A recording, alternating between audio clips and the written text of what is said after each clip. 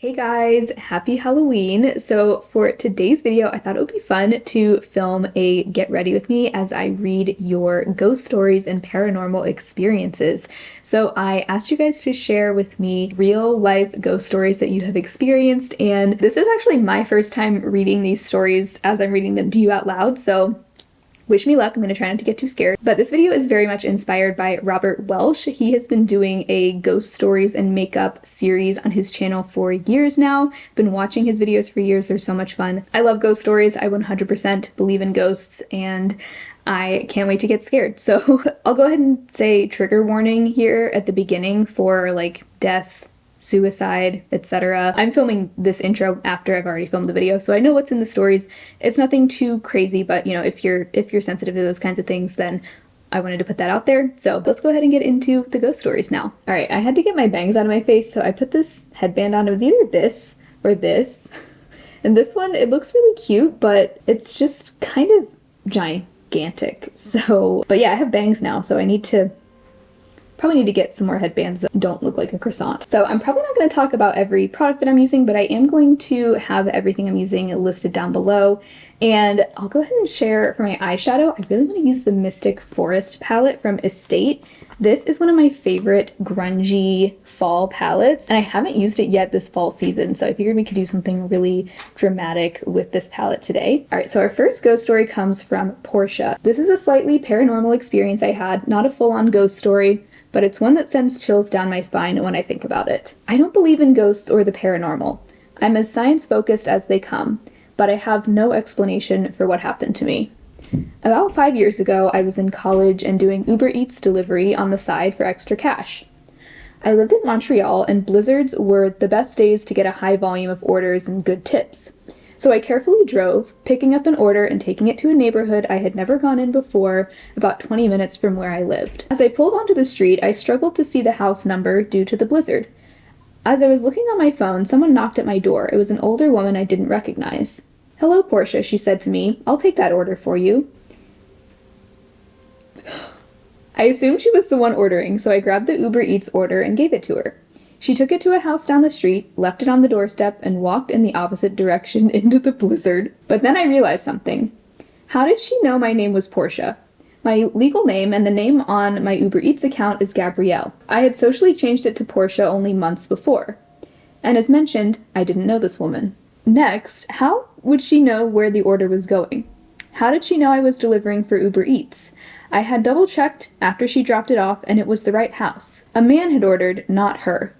And if she was picking it up for her husband, why had she walked away from the house into the blizzard? I drove down the way that the woman had come from, but there was no sign of her. Maybe she went into another house or car, but I never saw her again. Maybe it's not the spookiest story, but it's the only thing I ever experienced that made me think maybe the paranormal isn't a myth. Wow. I don't even know what to think of that. The only explanation I could think of is like maybe she had placed the order like through her husband's account, but it still doesn't explain how she knew your name was Portia unless they somehow knew someone that knew you, even though you didn't know. That is really creepy. I would be terrified, especially the fact that there was a blizzard. I'm curious, like, with Uber Eats, do you get a confirmation that the person received their order? Because I imagine, like, if you never heard from the guy that ordered it, like, I assume he got it. But, like, what is this lady doing? Yeah, I can't think of an explanation for that. That is really creepy. All right, so I'm going into this olive green shade here. Next, we have a story from Lizzie. This is a 100% true story and takes place over several years. My husband and I bought his grandmother's house in 2019 and moved there with our 2 kids. When our daughter was old enough to move into her own room, we put her in a small back bedroom that we had not been using up until that point. When she moved into that room, she started sleeping terribly and waking up frequently during the night, but she was only 1 year old, so she couldn't communicate with us what was wrong. We would go into her room at night when she was crying, and her room would be freezing cold, probably about 20 degrees colder than the rest of the house. As time went on, she started to learn how to talk, and one morning she woke up very early while it was still dark outside. I went to go get her out of her room, and as we were walking out, she turned around to the pitch-black room and said goodbye to someone. Another time, she had a necklace that had been missing for a long time, and I saw her wearing it again. And I said, "Oh, you found your necklace." And she told me, "The ghost gave it back." At that point, we moved her back into her room with her brother to help with the nightmares. This is a little random, but I have a self-portrait I painted of myself when I was a teenager, and my mom had recently given it back to me, and it was sitting in that room. Months later, my son asked me why I was calling him, and I said I wasn't, and he took me by the hand and led me to that bedroom with the self-portrait, and he said, "It was this mommy here. She was saying, 'Come here, Thomas, come here.'" I told all this to my husband's grandmother, who had formerly lived in that house, and she told me about a story how back when her daughter was young and sleeping in that back bedroom, she had a bad feeling in the night and went to go check on her daughter, who was choking in her bed. Oh my. When my husband's grandmother touched her on the shoulder, she stopped choking, and the grandmother started choking instead and couldn't stop until she prayed. Me and my husband are Christians, and we have prayed over that room and asked God to cast out anything evil, and we have never had anything scary happen there since. That is so scary. I'm so glad that nothing else has happened in that room. It seems like a lot of times kids are like way more able to pick up on like paranormal entities, ghosts, spirits, like whatever you want to call them. But at the same time, you know, kids have nightmares, they have imaginary friends, so like usually you're just going to assume they had a bad dream, or maybe they have an imaginary friend or something, but like that is so scary. But yeah, I'm really glad nothing else has happened in that room. My God. All right, our next story is from Megan. It was 2006. I was hanging out with my older sister and her friends at our house. My parents were out of town for the evening as my father was being given an award at the Navy Ball. My sister's friends brought over a Ouija board, a camcorder, and some candles to do some spooky yet harmless stuff. We set up in the front den. Candles were lit, camcorder was placed and facing us, and we were all circled around the game board. We asked the normal silly things like, "Are there any spirits with us?" and "What is your name?" and "What do you want to tell us?" The planchette moved to answer these questions with "Yes, Robert," and "Get out of my house." We were all laughing and accusing each other for the planchette's movements. We decided we wanted to try and capture Robert on our camcorder. God. Scared. So we walked around my house with just our candles for lighting. When we were... I'm so nervous. I haven't read these yet, by the way, so this is all new to me as well. When we were headed upstairs, my older sister screeched and she saw something, and we all ran downstairs. We immediately put the VHS, yes, I'm aging myself, lol, in the VCR, and watched back what we had captured. Okay, I'm scared. Everything on the tape seemed normal until we got to the stairs. When we got to the part where my sister screams, the tape stops, and there on the recording is a face. Since this was back 17 years ago, the recording was not exactly great quality, but we all knew what we saw. An older gentleman's face staring straight into the lens. We all got really scared, so I pulled the VHS tape out of the VCR and set it aside to show our parents. When they got home, we told them everything and forced them to sit down to see the tape. Everything was static and white noise. There wasn't anything on the tape anymore. I would never go in that house again. I'd be like, nope, I'm leaving. I'm moving out. If you can hear footsteps, we can just think of it as ambient noise. It's just the neighbors upstairs. Man, that's so frustrating that you weren't able to show your parents proof, but the fact that you were all there and you all saw it, like, that is real. I don't understand ghosts. Like, what would make a ghost want to do that? Like, maybe he just wanted to play a prank on you guys. But why? Like, if you're a ghost, don't you have better things to do? Okay, the next story comes from Natasha. Okay, this happened to my mom and she told me about it. She was hanging out at her friend's house, Emma and Joe, let's say. Emma and Joe are a couple that she hangs out with. They live in a standalone house with just the two of them. My mom was taking a shower in their bathroom upstairs. In the middle of her showering, she heard knocking on the door and Joe calling her to be done soon so he can use the bathroom to shower next. I'd be like, rude, okay. She kept saying, just a minute, but he kept knocking, twisting the doorknob, and calling her to use the shower. He sounded mad, irritated, and in a hurry. He continues to do this until she was done showering. Once she finished showering, she finally said, all right, and opened the door, and no one was there. She went to go find her friends, the couple, and they were downstairs. She said to Joe that he could use the shower now, and he said he didn't need to. She told him he was knocking and twisting the doorknob to use the shower, and the couple said they were... Holy shit. Hi, baby. Tala just let herself in. Hi, are you here to comfort me? Thank you, baby. She said to Joe that he could use the shower now, and he said he didn't need to. She told him he was knocking and twisting the doorknob to use the shower, and the couple said they were downstairs in the living room the whole time she was showering upstairs. They were all very confused the whole night since no one else lived in the house, and she said she also had other instances of seeing ghost figures in the mirror in the bathroom. Oh my god. Yeah, I absolutely would have left the house and never returned if it were me. But I'm a scaredy cat.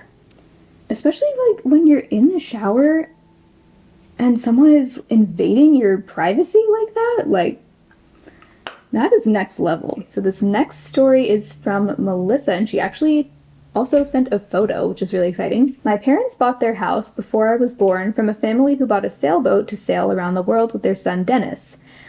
Dennis didn't want to move and committed suicide in the kitchen, along with his dog. Wait. Did he kill the dog, too? Or are you saying his dog was just there when it happened? Okay, that's scary. But anyway, every once in a while, dishes will be thrown from the kitchen cabinet, a feeling of someone sitting on the edge of my bed.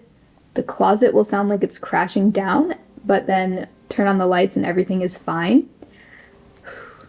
What sounds like scratching from inside the broom closet, and the sound of something hitting the wall outside like a baseball. I have his bedroom, and one wall is cork. I peeled a section off because I'm redoing my room and found his original wallpaper underneath. I included a photo. Okay, I'll pop the photo here on the screen. Dennis was 17. Wow, that does look like some really old-fashioned wallpaper. I would be so creeped out if I found, like, well, if I knew that I was living in a house that was haunted in the first place, I think I'd be terrified. Alright, so here's where we are with the eye look so far. I ended up doing like a halo eye. I started out the crease with the shade Moss here, this olive green, and then I took the shade Black Bear, this matte black, in my inner and outer corners, and then in the center of my lid I used the shade Fairy Dust, which is like my favorite shade in this palette. It's this like bronzy olive shade. So pretty. And then in the inner corner I used some of the shade Pixie, this light champagne shimmer. I kind of like the way it turned out. I think I'm going to take the shade Mystic Forest on my lower lash line. See how that looks. Okay, this next story I thought would be a good one to end on because it's cat related. So this story is from Denise. The ghost story that I have is cat related. I hope it brings comfort to those who have lost a pet. I was hundreds of miles from home at university. Alright, let's be real. I'm not going to do this while I'm filling in my lips. Please hold. I was hundreds of miles from home at university. This was in the days before mobile phones, so the only communication from home was by letter or the occasional call from a payphone. One morning I had a vivid dream. My cat Gypsy was cuddled up on the bed with me. I heard her purr. In my dream I reached out and ran my fingers through her fur. She felt solid and real, so much so that when I woke up I was shocked to find that I was still at university. I had been convinced that I was sleeping back home. Later, a letter arrived. It had been delayed due to a mix-up at the post office. Gypsy had died. I believe her spirit traveled hundreds of miles to say goodbye. The whole experience was so vivid and real. It remains a great comfort to me, and I hope it helps others too. Oh, that is so sweet. And I'm sorry for your loss. I mean, I know it was many years ago, but I know the pain of losing a pet, and especially, you know, the fact that you weren't able to say goodbye in person. It's so sweet that she came to you in a dream like that and gave you a real goodbye even though you didn't know it. So, oh gosh.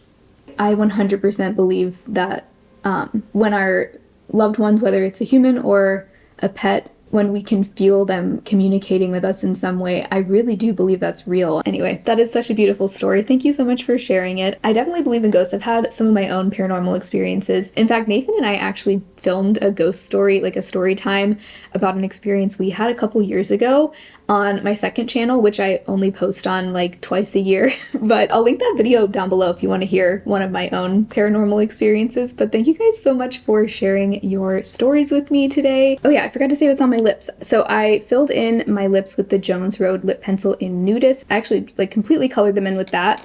And then I went over that with the e.l.f. O-Face satin lipstick in No Doubt, which is like a slightly warmer brown nude. And then I topped that with something new that I'm trying here. This is the Ulta Beauty Tinted Juice Infused Lip Oil. I had a clearer version of this a while ago. It wasn't the tinted kind, This feels way different than what I remember from the non-tinted version of this, but it's this really pretty milky pink color. The shade is called Bougie Beige. Everything else I used will be linked down below in case I forgot to mention anything. But thank you guys so much for hanging out with me today on Halloween. I hope you're having a great day. If you enjoyed the video, please be sure to give it a thumbs up and subscribe to my channel if you haven't already. I do also have a Patreon and a channel membership if you're interested in supporting my channel further. Otherwise, I hope you all have an amazing rest of your day, and I will talk to you again very soon in my next video. Bye.